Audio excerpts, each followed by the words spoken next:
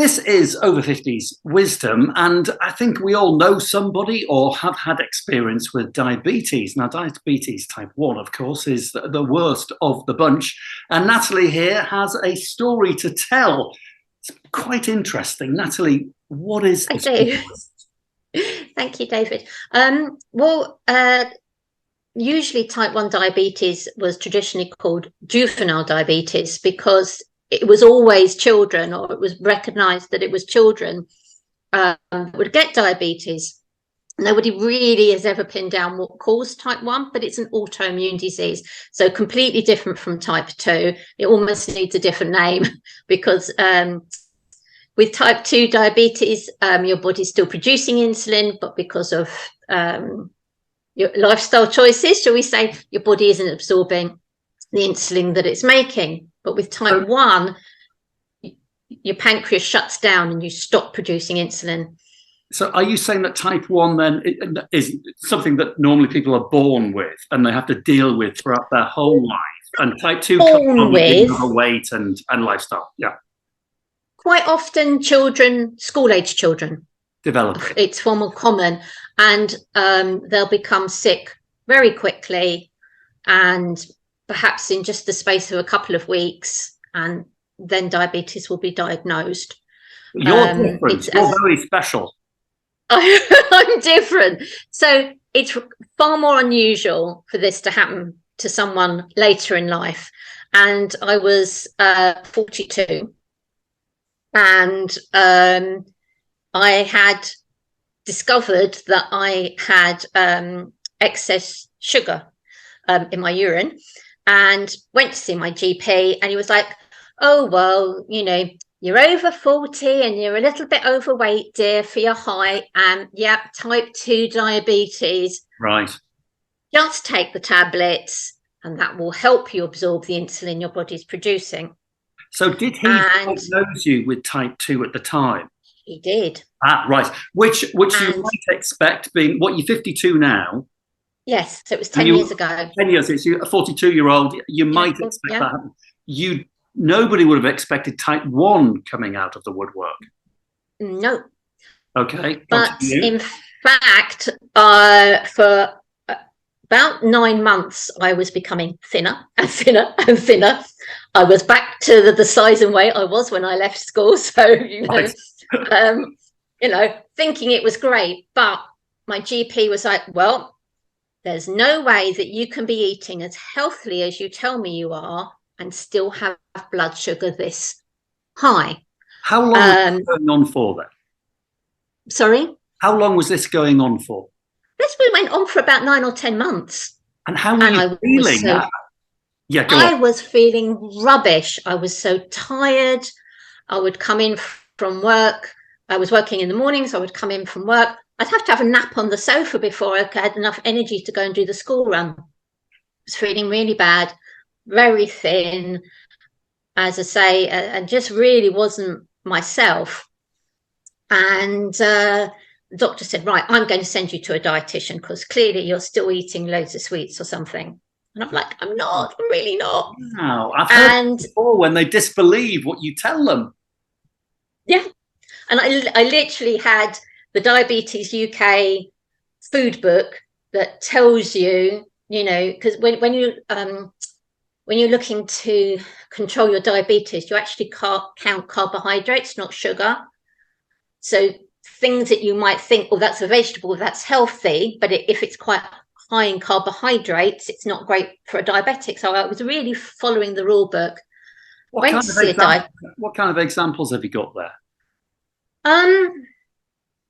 Well, you might think, oh, I'm going to have a jacket potato for dinner with tuna mayonnaise or something, and that's a really healthy meal, isn't it? Because it's natural ingredients and it's not processed meat or anything. But a large potato can actually be quite high in carbohydrates, so your body then turns that into sugar in your system. Right. And then because your body's not producing insulin, if you're type 1, your body gets overloaded with sugar, basically. So you're feeling really rotten at this. You're going backwards and forwards. Rotten. Yeah. backwards and forwards from the doctors. They're telling you you're doing all of these things that you're not doing. I'm taking the tablets. They're making no difference. I'm so tired. I don't know what to do with myself. And mentally as well, Natalie, that must have been really draining mentally. It was. It was really draining. And I was going through a rough patch with my then husband. And if I tell you the day that the dietitian forced them to do a blood test to check for antibodies, which your body will produce if you're type 1 rather than type 2, I got the diagnosis, and it was actually the following day that I split up from my husband, because the whole thing just came crashing down for me. I was in such a state. Wow. And for one reason or another, that wasn't supported. So it really was a shock, but it was a dietitian sending a stinking email to my GP to say, I'm sure this lady cannot be, a size 10, and yet you're saying she's type 2 diabetic. It just doesn't add up. And it's only when they then did the antibodies test that said, actually, you weren't type 2, you were a slow burn into a type 1. Because I was an older adult, it took a little bit longer for my pancreas to shut down and decide that it wasn't going to produce insulin, where in a child it happens quickly.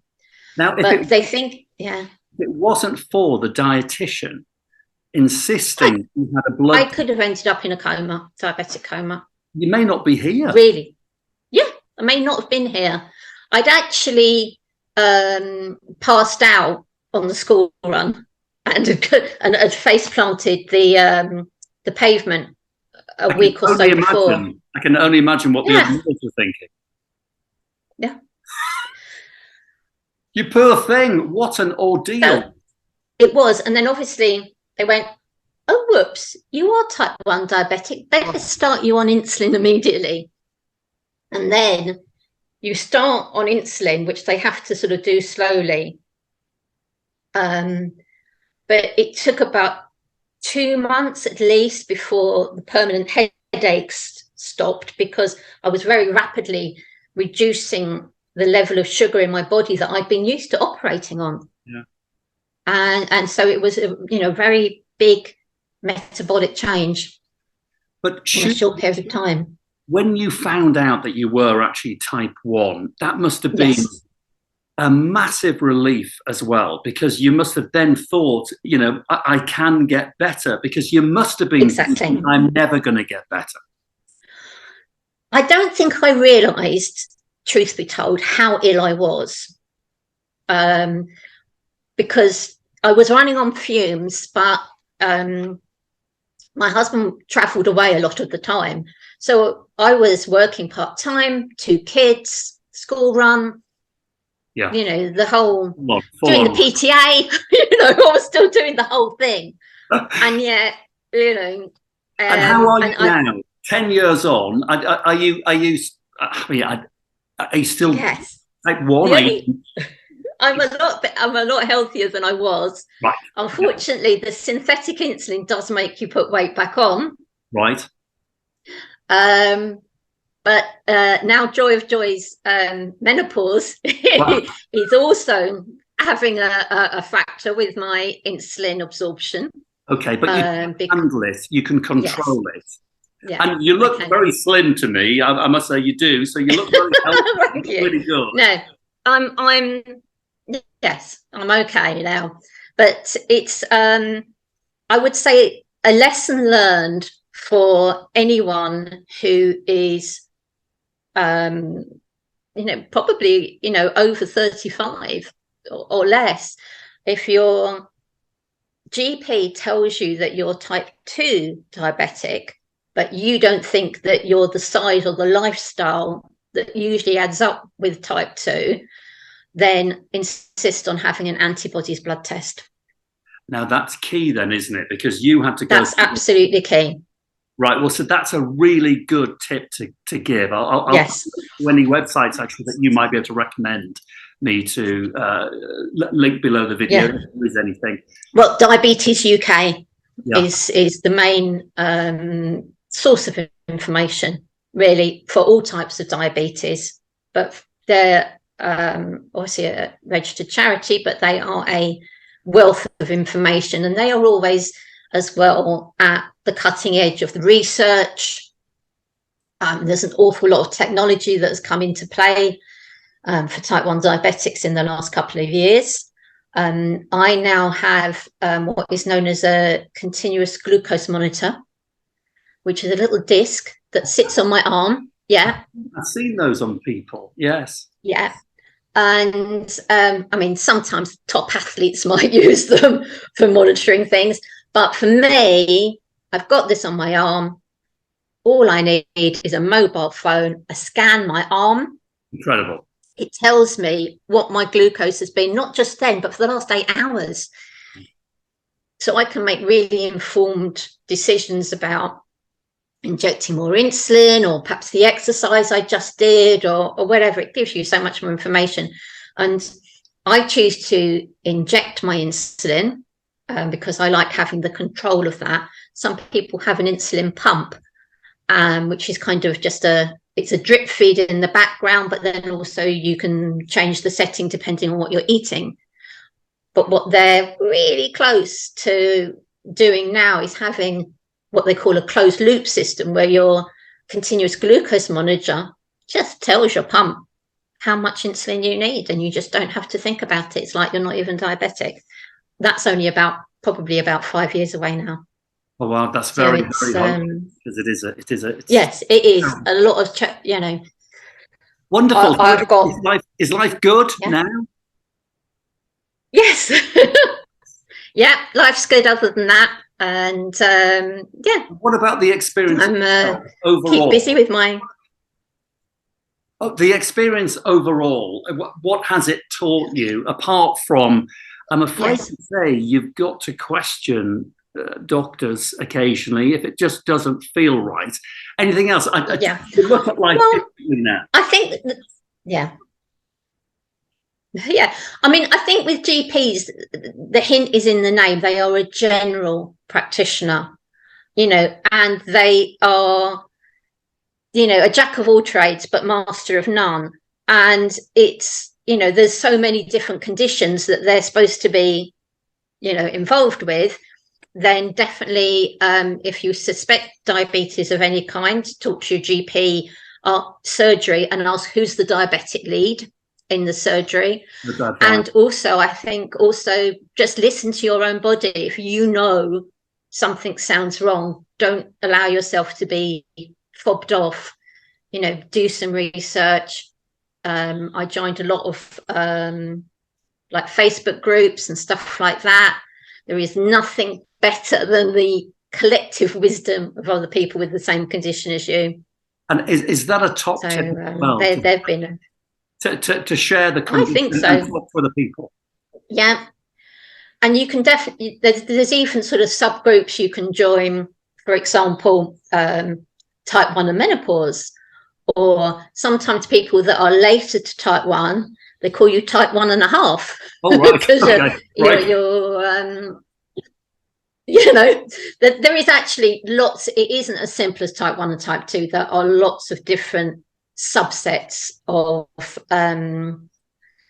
diabetes. And I'd also say, please take with a pinch of salt the headlines that you see in the newspapers, because they are very general.